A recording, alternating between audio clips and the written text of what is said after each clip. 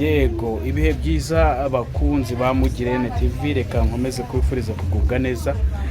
Kuri wowe uje kubana natwe ari ubwa mbere, ndagusuje kandi ngwifurije gukomeza kugira amahoro y'Imana Nyagasani. Ukomeze ugubwe neza, ukomeze ugubwe neza. Hari ibintu navuze ni reka nshake, urabona ko nyine kuri kamera ntabwo ndi njyenyine, ndi kumwe na uzabakiriho Sadi Shakur. Navuze ni reka musura ariko tugiye n'ibyo tuganira. Rero hagati aho ngaho, mbere yuko abasuhuza buretse gato mbanze mbahereze message y'umujyi wa Kigali. Iyi ni message y'umujyi wa Kigali cyase n'ubutumwa bwatambukijwe na Madame Emma Claudine. Reka banze wumve ibyabwiye abanyarwanda, ubundi tugaruke tuganire, umuhungu abasuhuze kandi tugire kimwe cyangwa babiri tuganira. Muraho neza abanyakigali. Uyu munsi nje kubaza wowe ufite inzu ukodesha, usigaye ufite abapangayi, ese utanga umusoro ku nyungu z'ubukode cyangwa nta nubwo wari uzi ko ugomba gusora? Reka nkubwire ngo niba udatanga umusoro ku nyungu z'ubukode warasigaye kandi ushobora kubihanirwa. Menyekanisha utanga umusoro ku nyungu z'ubukode. Niba utarabikora na rimwe, niba usanzwe utari umusoreshwa, hita ujya ku murenge ukwegereye cyangwa se ku ishami rya Rwanda Revenue rikwegereye, hanyuma bakwandike bakwinjize mu basoreshwa, bakwereke n'uburyo noneho ibyo ngibyo uzajya ubyikorera utagombye kugira ahantu na hamwe ujya. Ibuka rero ko mu gihe ufite abapangayi hanyuma bakavamo, uba ugomba kongera ukabimenyekanisha kugira ngo wa musoro wawe batazagusoresha muri cya gihe utazaba ufite abapangayi mu nzu. Hanyuma wabona umupangayi mushyashya ukongera ukamenyekanisha ko wabonye undi, ukerekana igiciro ari kuguha, noneho bikazagufasha gusora. Gusora basora gute? Basora 50% ya cya giciro bagukodeshaho, kubera ko ayandi 50% ari amafaranga aba agomba kugufasha mu buzima bwawe bwa buri munsi ndetse no kwita kuri ya nzu yawe. Hanyuma rero ya 50% yandi akaba ariyo abarwamo imisoro. Ikindi kandi umuntu usora ni umuntu winjiza amafaranga y'ubukode arenze 180 ku mwaka, kuva ku 180 kuzamura. Niba ufite inzu ukodesha ukaba muri uyu mwaka warabuze abapangayi ukaza kwakira 170 gusa, uzabimenyekanisha ariko ntuzasora kuko 180 bitagezeho. Niba ufite inzu ikwinjiriza amafaranga makeya kuri yandi 180 ariko ukaba ufite irenze imwe, waziteranya zose bikabyara bya 180 kuzamura, ugomba gusora umusoro ku nyungu z'ubukode. Tumenyekanishe rero, twerekane yuko dufite inzu zo gukodesha, hanyuma dutanga imisoro y'inyungu z'ubukode, dukomeze kwiyubakira Kigali yacu.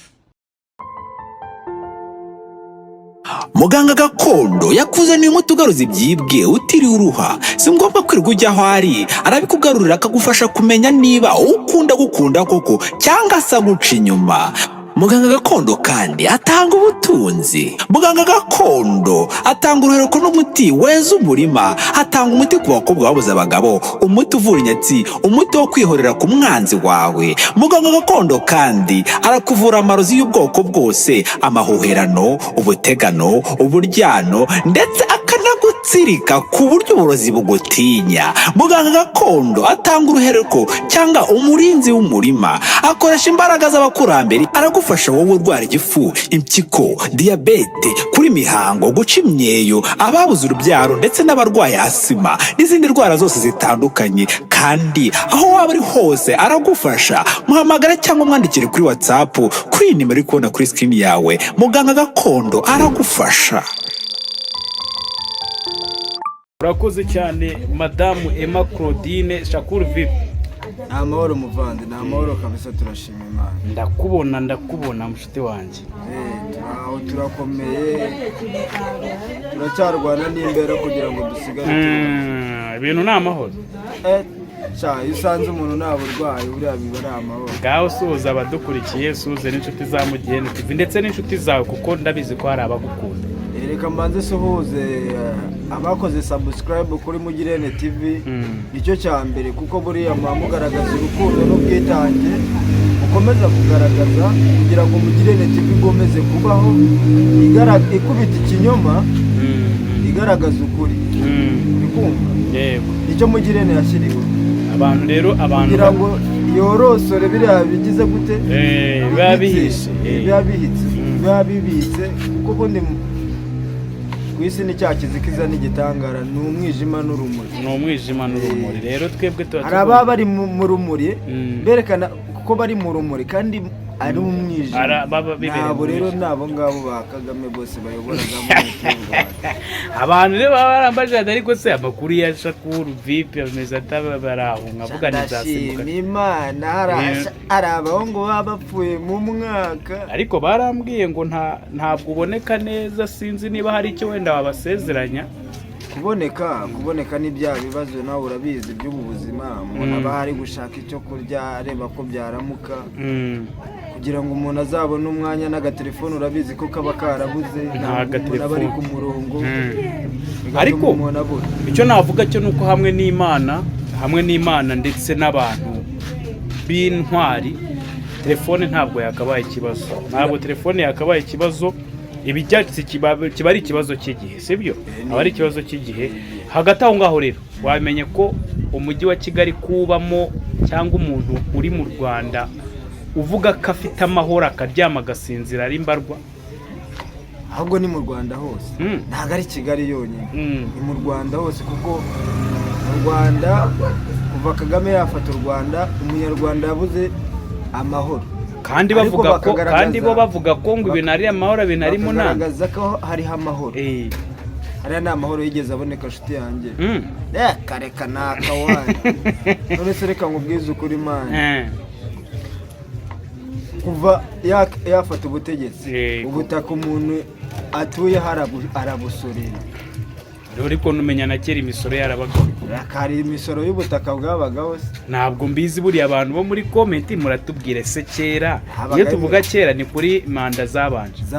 Habagaho imisoro y'ubutaka. Umuntu agasera ubutaka atuyeho. Barabyandika muri comment.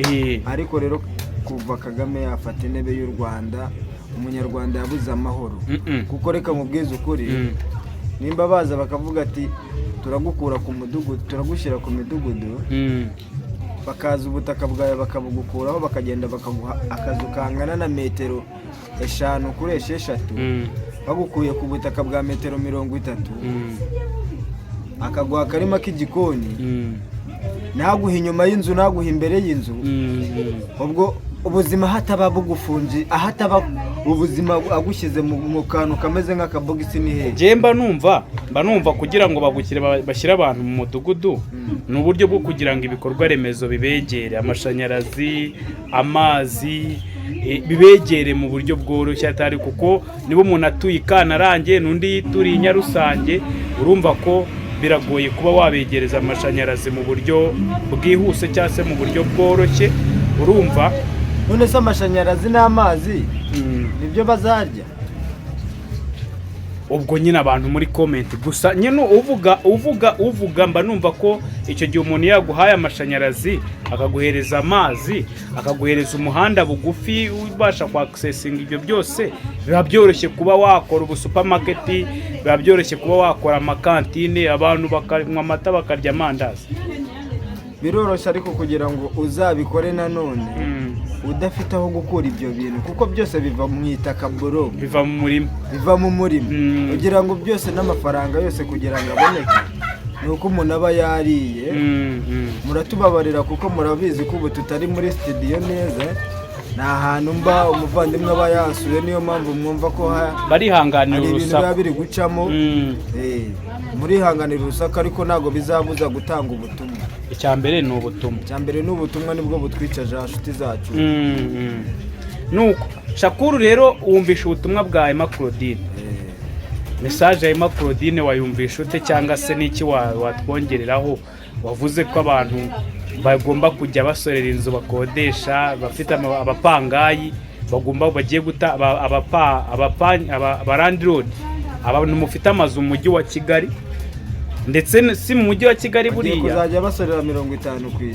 Nuko iyo 50% yanyobeye. Ubwo 50% nimba afashe amafaranga nk'ibihumbi 10, ararya 5 ayandi ayasura. Ndika na nyine aho niho nagizemo kugiramo ikibazo. Yavuze ngo abantu ntabwo dushaka gusimbuka ikibazo cy'uko abantu mugiye gukodesha amazu mwiyubakiye, mugiye kujya muyasorera, mu kubaka muri za struggle zose abantu bacamo. icya mbere kigiye kubaho abantu bagiye kongeza inzu, abantu bagiye gusohoka amazu, abantu bagiye gusohoka mu mazu batangire kwirarira imihanda kubera umusoro, uri kumva?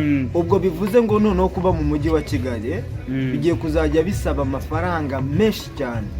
Ubwo bamwe bagiye gusubira mu cyaro, abari baraje guhigira i Kigali n'abari bafite ubuzu bwa kenyege bagiye kubugurisha, bahite banabusenya. Urumva ko kunaniza igihugu cyawe kukibamo. Reka tugende gake kuko nagize umugisha ndavuga neka ngushake. Tekereza ko wishyuza inzu yawe 50,000, sibyo? Niba wishyuza inzu 50,000, ni ukuvuga uzajya usorera 50%. Ubwo ni ukuvuga ngo leta, njye niko ndi kubitekereza, abandi abantu mubyumva neza muraza kudufasha kubyumva muri comment. Ni ukuvuga niba wishyuza senkani inzu, sibyo? 25 iyo ntabwo leta yazi, ayo nagomba kukubeshaho. Noneho uzajya usora kuri 25 yandi, cyangwa se niba ariyo wenda sinzi umusoro batse kuri 50%, niba bavuze ngo ni umusoro w'180 ku mwaka. Ibyo nta muntu utayageze ufite inzu ikodeshwa, nubwo yaba ari chamburete y'100, nubwo yaba ufite chamburete y'10,000, ari imwe ku mwaka irayarenze. Niho hantu bahise bashyiriraho amafaranga menshi cyane, ariko bayashyiraho mu rwego rwo kugaragaza abantu ko ari amafaranga make ku mwaka. Kumbe ayo mafaranga n'amafaranga menshi cyane kuyishyura buri mwaka. Nubwo umva, ni ukuvuga nubwo waba ufite chamburete yishyura 10,000 ku kwezi, ku mwaka igeze 180 kuko ikora 220. Ariko urumva kuzahita kuramo. None tekereza 10,000 niba ubisorera 50%, ukishyuramo 180 ku mwaka. Wenda tuvuge ko iyo chamburete ikwinjiriza, ni ukuvuga ikwinjiriza, tuvuge ko iyo chamburete yinjize 220 na 20 ku mwaka. None baravuga ngo umuntu ufite inzu zinjiza amafaranga 180 kuzamura kugera ku 180, guhera ku 180 ku mwaka, uwo muntu agomba gusora 50% ya buri kwezi. Si ukuvuga ati ntabwo nzi niba wenda bazajya basora buri kwezi cyangwa na buri mwaka, ntabwo nzi ibyo bazajya basora, niba bazajya basora buri mwaka, niba bazajya basora buri kwezi, ntawe ubizi. Ubwo tuvuge ko ari buri mwaka, ubwo w'220 yahita baherezamo isambari 60. Ubwo ufite inzu zishyura miliyoni, zishyura 500 ku kwezi, menya ko buri mwaka uzajya utanga 2.5 y'umusoro. Abana bazarya iki? Abana baziga gute? None bishyura rimwe ku mwaka, ni ukuzajya bishyura rimwe mu mwaka. Ntabwo nyandiyade dusobanuye, ntabwo yabisobanuye neza. Yavuze ko abantu bagomba kwishyura. Ikibazo aho kiri rero Shakuru n'abandi bose mugiye kwibaza, kubaka mu mujyi wa Kigali ni ingume, ntabwo ari buri wese ngarubaka. Bitangirira mu mafaranga ari hejuru ya miliyoni nka 200 ubu ngubu. Urumva kuko baguhana stat ugomba kubaka. Noneho imisoro wakwa, kwishyura ubutaka, kujya kwishyura abande n'abande, utanga ibiki n'ibiki, ibyo byose ucamo urwana no kugira ngo wigondere akazu kajya kaguhereza udufaranga two kubeshaho famiye. Urabirangije, inzu urayihagaritse, bongeyeho bati warubizi ugomba no gusora. Ubuza abantu bagiye kwiruka, kwirukira muri ibyo bihugu za Kenya na za Tanzania, abanyarwanda bagiye kwirukanka kubera gusara. Abari bari muri Kigali bamazemo imyaka nka 15. Ubu mu Rwanda ninde ukihashobora? Mu Rwanda nta muntu ukigira iki. Mu Rwanda ninde ukihashobora? Nta muntu ukigira iki, buri kimwe ni cya government, kandi government ikakunaniza kugira ngo wowe uve muri ubwo butaka bwawe ugende. Uri kumva? Noneho bazana abanyamahanga. Niko u Rwanda rumeze. U Rwanda rwishimira abanyamahanga kuruta abanyagihugu babo. Mumbwiza uko wabonye iriya nkuru y'Imusanze? Uzarebe umunyamahanga yageze mu Rwanda, kuntu mu Rwanda aba bamwubashye bamufashe neza, ariko uzarebe wowe uri umunyarwanda ugeze mu yandi mahanga kuntu bagutoteza. Wabonye umuhoro uri Musanze? Abantu kandi noneho mu Rwanda bavuga ibintu by'ingengabitekerezo, noneho no gufata umuhoro kuriya byonyine biba ari ingengabitekerezo. Ariko reba umunyamahanga we nta n'ikintu ari bukata n'imihoro bayigusanganya ari wowe Ntezimana. bakanareba ku zuru bagusanganye iryo panga. Abantu muzi abantu niba wenda Shakuru wabonye inkuru y'Imusanze y'ubwana buri, ntabwo nzi niba ari ubwana kuko akenshi hari n'igihe biri ari setting za leta yikorera kugira ngo abantu bataregeza. Ni abagabo kandi burareka nta munyamahanga wajya gufata umupanga aba yarawukuye se kandi yaraje kwiga. Baravuga ko ari abanyeshuri baje kwiga. Se wigute n'ipanga, wigute n'ijambi. Ibi ngibi ni akantu babyitaje mu kinyarwanda, ni agakino gavumenti iba yapuraninze kugira ngo yongere yibutsa babana bareke kuregeza. Amahoro abaye menshi, mutangiye kubyimba. None ibinyamakuru bikongera bikabibutsa kuri wa muhoro, iyo bije bikavuga kuri wa mupanga. Ibaze Shakuru, twahoze tubona abana bari kuzenguruka muri kaburimbo, tuzi neza ko zuzeho za kamera n'abasirikare kandi umutekano ari wose. Ariko icyo kintu abantu ntabwo nzi wenda niba bari kukibabaje. Bamubajije abanyamakuru bavuze ati twahamagaye uhagarariye polisi w'Imusanze, aravuga ati nta mwanya afite ahantu hari kubera urugomo nka ruriya, ngo nta mwanya afite. Baraza kubikurikirana gake gake, birimo amajyambi, birimo imihoro. U Rwanda intwaro bazita intwaro gakondo. U Rwanda rufite amahoro angana kuriya bakazanamo ibintu by'imipanga, ntabwo bishoboka. Kagame aba yarabyibagiwe, igihe Kagame aba yarabyibagiwe bro. Abari bagiye umutekano yirirwa avuga ngo u Rwanda rufite umutekano. Nanone mbibutse ko nasuye Shakuru, ntabwo turi mu nzu, ntabwo turi mu gipangu, ntabwo turi muri ofisi. Muraza kwihanganira amajwi yo ku ruhande, nimwumva harimo akajagari mwihangane, ariko bizatungana. Si byose nizibika zaramagi. None se ko nawe mwana uvuka ngo ahite yuzura ingobyi. Niko kuri rero, hamwe n'Imana no kudusengera. Ndabizi ko hari abadusengera, hari abadusabira buri munsi. Nzi ko bizatungana tukagira ofisi. Cyambere ni ubuzima. Iyo ufite ubuzima, Imana igenda ikuzamura gake. Twigarukire ku murongo. Twigarukire. Shakuru, tekereza umuhoro urimo urakata muri karitsiye n'ipanga. Byongeye mu Rwanda kandi uzi rurimo paturuyi ya buri munsi. Uzi n'ibyabaye mu Rwanda 94 kandi buri mu kwezi kwa 4 bigisha abanyarwanda kugira ngo noneho kureka ibyo bintu. Niyo waca mu muhanda ufite umupanga ugomba kuwufata witonze, wawurebesheje hasi wanawuziritseho n'akagozi, uri kumva. Ariko uri kurega gatuza n'ishati muri kaburimbo yereka ko ari fiyeri nta kibazo. Uzi kuri leta ya Kagame icyo kiba ari icyaha, ahubwo bagusanze ari wowe Nsanzimana cyangwa Daniel, kiba ari n'icyaha kirenze biriya bya Victoire Ingabire. Bagusanze ari wowe Daniel cyangwa Ntanaryamira, kiba ari n'icyaha kirenze bariya banuze, bariya bafunze, bariya bamama bayidamani gufata umupanga. Ariko we ari yavuze gusa bagahita bamufunga amezi n'amezi. Yasomye igitabo. Ingabire Victoire we yasomye igitabo, ntabwo ari no kuvuga yasomye igitabo. Baramwirukankanye, ari kumaramo imyaka 3 cyangwa 9. Ariko urawe yafashe n'umuhora akagenda n'amabuye yadanje, ahubwo birukankana abamotari babatera amabuye. Ukambwira ngo ni abanyeshuri, noneho cyongereho b'abanyamahanga. Ubwo izo mbaraga zikura he? Yaguze umuhoro nk'umunyeshuri agiye kuwukoresha iki muri kaminuza? Ahubwo umunyeshuri se mu byo babatuma muri kaminuza haba Inesi ni y'ubuhinzi.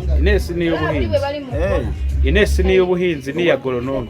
Tuvuge ko iyo mipanga bayijyanye muri experience, bagiye mu kuyikoreshamo. Ahubwo se umunyamahanga agera ku rwego rwo kuvuga ati genda rumba umuturage w'igihugu umutemagura bapfuye. Biba bivuye nyine ikibazo ahantu ibyo ngibyo biba bivuye. Ikibazo ahantu kirerekana iki? Uburyo umuturage umwene gihugu nta rwinyagamburira afite imbere y'umunyamahanga. Niyo mpamvu hari n'abaturage baravuga ati abanyamahanga baradukubita naho tujya kurega. None ni gute umunyamahanga azaza agakubita umuturage ari we muturage w'icyo gihugu, ugaceceka kandi ari wowe uyoboye icyo gihugu? Uri kubireba. Si nibyo gusa, twari turimo tuvuga ku iki kibazo cya Emma Claudine. watangiye gusa bashyizeho iyi misoro wenda abantu batabyumva ni ikintu twakaganiriye twitonze nuko mvuze ni reka tukigarukeho, ariko imisoro ikabije niba wize sitwari uribuka ko mu wa gatatu abantu twakoze toronkome utarabajijwe kuri French Revolution cyangwa se kuri revolution y'abafaransa ntabwo yize sitwari. Bimwe mu byateje icyo bita French Revolution cyangwa se revolution y'abafaransa ni n'imisoro ikabije yari irimo ku bwa Louis XVI, n'imisoro ikabije harimo icyo bita land tax ni umusoro w'ubutaka, uwo mu Rwanda urahari. Abafaransa nibo bazanye iyo misoro.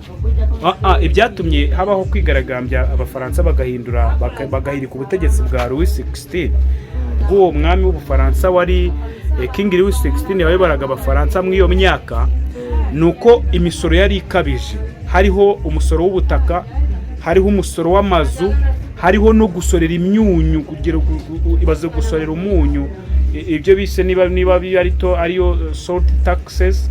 Hariho n'ubwiyemezi n'ubwishongozi bw'umugore. Tekereza nibiduhoramo ukumva ngo Kagame yagiye i Burayi mu kureba imipira, urumva? Ejo bundi sinamubonye yagiye kureba umupira wa Arsenal muri Champions League ngo nanuze na Atletico Madrid. Rero Abanyarwanda bakagenda nabo bagakoma amashyi ngo perezida wacu ngo yagiye kureba match we nabo bagafana. Ibuza kandi ugasanga hari umuntu uraye inzara mu Rwanda uburayi, ugasanga kandi nabo bari gushyiraho imisoro nabo bari gukoma amashyi. Nyine icyo ndibwo ndacyagusobanura. Ugasanga ayo mafaranga niyo yagiye kuryoha. Abantu mwiga nimukajye babigisha ibyo babigishe ngo mu birebere muri yaba abafaransa mu ndorerwamo ibiki n'ibiki hoya. Nimuba muri kwiga urumva mwige mukompara cyangwa se mugereranya mujanisha, cyo bita kujanisha. Niba bakubwira ko umudamu wa Louis XVI yari umwiyemezi ashobora kwambara ikanzu y'amamiliyoni, nyamara umuturage arara nabi, arya nabi, nta miti mu bitaro, nta miti mu marwariro, mu mavuriro, urumva? Mureka kubijyana kubirebera muri mu isura yo mu Bufaransa, mu bigarura iwacu. Ese Kagame ujya kureba imipira, sibyo? Umupira ushobora kureba ushonje. Ariko sibyo bibazo by'Abanyarwanda ugira ngo wabyitayeho mwana. Amafaranga warayafite kandi kugurisha igihugu n'ubundi kukigurisha no akantu kiwe, kuko n'ubundi ntabwo yagikuriyemo bura nagaru umwana, ntabwo u Rwanda nagaruzi, uri kumva yararushimuse. Yarukuyeho ba nyirarwo. Noneho ubu none arashaka ko banatorongera n'umunyarwanda nkawe, nkuko n'ubundi natwe tuzane Bugande bakatubwira ati wagwana, uri kumva? Ariko n'ubundi nawe abo yasanzemo ba nyiri igihugu arashaka kubimura, none akabakuramo. Ariyo mpamvu azashyiraho imisoro ihanitse, ariyo mpamvu bazaza bakavuga ati muri mu mahene, muri ku misozi, mutuye mu ajya babyita gute ko amanegeka, muri mu manegeka, ugasanga bahagukuye na n'icumi baguhaye. Nubwo bari guha bakaguha ntica n'ikizi, ugasanga wari ufite inzu wa mugani irengeje ibyo 180 ku mwaka, noneho bagahita baguhereza 90 ngo ujya gukodesha. Warirandiro dugahita ujya mu bukode, buri kubireba. Kandi nyamara abo nkabo urumva, kubera ko imisoro y'abaturage yabaye myinshi, agashahara kakiyongera. Mu minsi yashize babonye ko Kagame yongereye umushahara w'abakozi kuri bose. Abakozi benshi rwose bongereye imishahara, abakozi ba leta bongerewe imishahara. Ariko tekereza kongererwa umushahara, esansi gahenda. Ariko uzi impamvu yongera imishahara? Uzi impamvu yongera imishahara? Ntabwo nyizi. Kubona akazi mu Rwanda hazamo icyene wabo. N'ubundi ababona akazi mu Rwanda ni cya cyene wabo bakora muri gavumenti, uri kumva? Va no kuri ibyo. Noneho bano bakora imirimo y'imbaraga, bakora akazi kinuze ko kuvuga ati dushakishe hirya no hino, nibo batanga imisoro. Abo bo muri government nta misoro batanga. Ikibazo aho kiri Shakuru, abantu wenda bujye munabyumva. Tekereza ko umuhungu abongeje umushahara, si ikintu cyiza, aho tuba tutazamutora 100%. Noneho kandi essence igahita ihenda ku rwego rwo hejuru. Uzi icyo bisobanura? Ni ukuvuga hano hejuru abantu bazi ko ufite amafaranga, sibyo? Ariko nujya kuri peteroli, nujya kugura essence, twadufaranga twose baguhaye uratugura essence. Hari umusivili, hari umuturage usanzwe sugira station ya essence, si zabo bayobozi. Kandi n'ubundi iyo mishahara babiyongejemo, n'ubundi ni haba agomba guhita agira gute. Uri kureba akongeje umushahara ariko amafaranga arayakwamburira muri essence. Nubwo ufite umushahara ariko ntabwo amafaranga azakumaramo kabiri, kuko essence nayo irayatwara. Ingendo ziraza kwiyongera, ziraza guhenda, kuko ntabwo motari bugure essence y'ibihumbi 3. Urumva ngo ahantu yagutwariraga 500 akomeza gutware 500, yahagutwaraga 500 atware ashyiramo essence ya 2. Uri kukibona? Bivuze ngo udufaranga n'ubundi bizarangira tuzengurutse mu buryo udasobanukiwe. Abantu barabizi ko wongerewe umushahara. Uri kumva Shakuru? Nubwo wongerewe umushahara ariko bizarangira n'ubundi nta n'ijana ufite, kubera ko udufaranga tugendera mu ngendo. N'ubundi nta kintu abagufashije. None se wongerewe umushahara, urumva amafaranga n'ubu yafite, ariko essence nihenda, abajya guhaha ibyo kurya, abajya kurangura birahenda. Uri kureba? Nibajya kugura abagura ama service arahenda. Menya ko iyo peteroli hano muri Afrika yo yazamutse, buri kimwe cyose kiba cyarangiye. Ubwo rero umuntu kubwira ngo yaguhaye umushahara, ahubwo umushahara yawureka agakemura ikibazo cya essence n'ikibazo cyo kurya. Kuko buriya reka nkubwize ukuri, ari yose turi kwerekezamo muri iki gihe, aho bizagera abantu bakazajya bapfa nk'uko ubona inyamaswa zipfa ahangaho, ukabona nk'imbwa yaguye ku muhanda bagaterura bajugunya mu bimoteri, cyangwa umuntu ukaba wanamucaho yapfuye. Aho mbere bakora bano ba perezida, ikintu cya mbere bakora imere cyangwa ibyo kurya babigira bike mu baturage, bite guhenda bino biryo biri local food, bino biri byo mu cyaro, kugira ngo uzarebe, kugira ngo bigere mu mujyi, iyo essence nizatuma bigira gute bihenda, kugira ngo wa muntu azajye kugura igitoki cyangwa agure umuceri cyangwa agure bya bijumba bivuye mu cyaro, bizaba bigize gute, bizaba bihenze. Ariyo mpamvu bizatuma abantu bari mu mijyi, ari nayo mpamvu bari kubakanda birukanyira mu byaro. Nese mu cyaro harashoboka? No mu cyaro naho ntabwo hashoboka. Wajya mu cyaro se warakuriye mu mujyi ntuzi no guhinga, umaze mu mujyi imyaka 30, imisoro irakuremesheje, ugiye mu byaro ugiye gushaka aho wakwipfunda imitwe, iranze.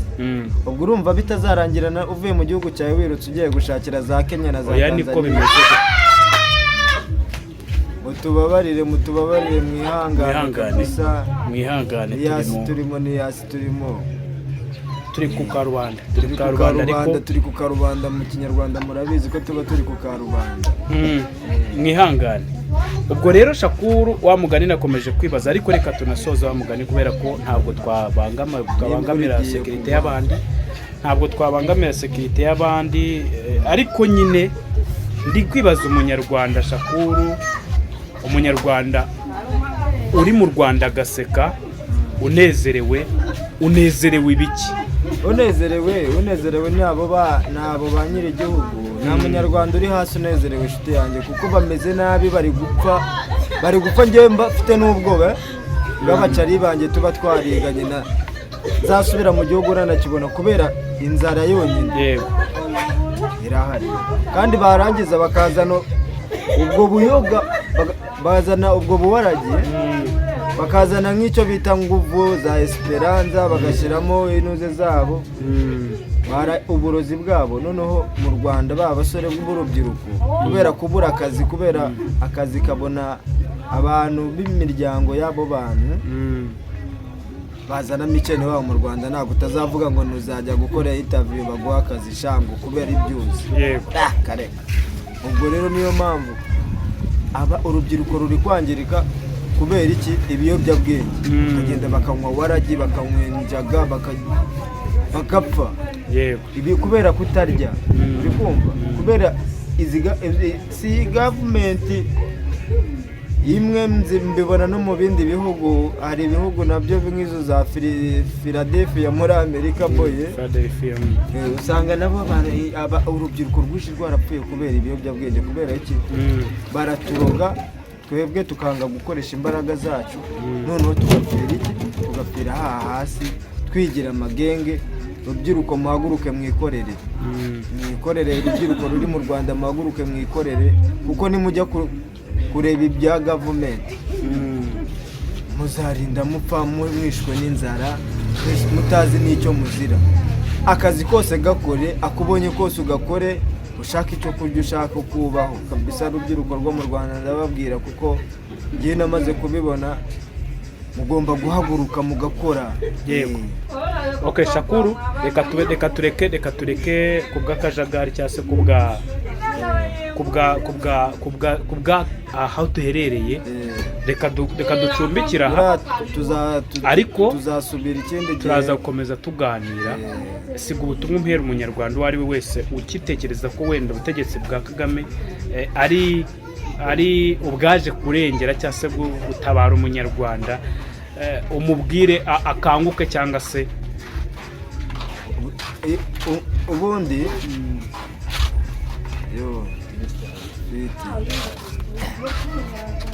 ubundi uko bimeze ku butegetsi bwa Kagame.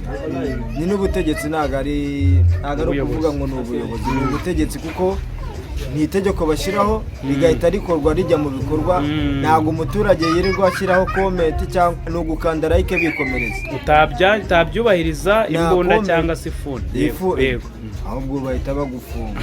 Uri kumva? Yego. Ntabwo buriya butegetsi rero bwaje gutabara, kuko we u Rwanda rufata nk'iki?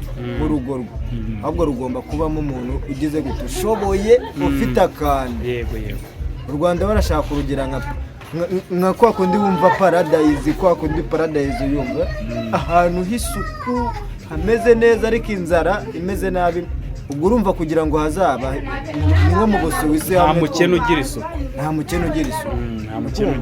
Ubwo rero nimba u Rwanda rushakamo ibirahure gusa, menya ngo abakene barimo ni ugupfa n'abakecuru. Umuntu wese udashinga ntabwo agomba no kubyina, ni ukwirukanka. Umuntu wese uri mu Rwanda udashinga ntabwo ugomba no kubyina. Urumva uwo muntu yaraje kwifuriza igihugu amahoro, adashaka ko umuturage, adashaka ko umuntu aba mu gihugu cye. Ni abantu bamwe na bamwe uvuga akakwirukankaho, yabatse uburenganzira bwo kuvuga ibi bari ku mutima. Ubwo we wambuza kuvuga ibindi ku mutima, n'ubunyishe abagufunze umuntu, kumfunga umunwa Imana yaramaye ururimi, ntabwo ubunyishe kwe gayo nguko. Banyarwanda ndetse abanyarwandakazi, reka mbifurize gukomeza mugubwa neza. Icyo mbabwira cyo nuko Shakuru turi kumwe nk'uko uzi, ipata n'urugi uhereye none ndetse n'ibintu byose. Ahubwo nifuza ko wenda abantu benshi mwakamwifurije ikaze. Hari ibibazo bimwe na bimwe nyine abantu tuba duhura nabyo mu buzima, ariko nanone ibyo bibazo usanga iyo atari uburwayi bwananiranye, ibyo bibazo usanga bikemurwa n'abandi. Reka ntekereze ko rero tutabatindiye, nari muciyeho ndavuga reka musuhuze mubaze gahunda ze, ambwira ko ibyo yarahugiyemo cyangwa se byari bimuhugije biri kugabanyuka, agiye kuboneka, tukaganira, tugafatanya gukangurira urubyiruko, gukangurira abantu mwisinzirije cyangwa se abantu mwasinzirije. Cyo cyambere ahubwo abantu bakurikira zino channel za YouTube bari mu Rwanda nk'urubyiruko, ugomba gukora share na like, ahubwo mugahaguruka mugakanura amaso, kuko babaha uburozi bwinshi bro, babaha uburozi bwinshi mu magambo, muri iyo misururu, mu busabane, mu mihuri igiye itandukanye, barirayo byinshi. Ntabwo baba muri make, ntibabahagwa henge. Ese hari urubyiruko wabona rugahaguruka rukavuga ati turavuze. Okay, ngaho musigara amahoro. Ndumva batangiye no gucuranga. Reka tubonane mu kanya. Bye. Sawa.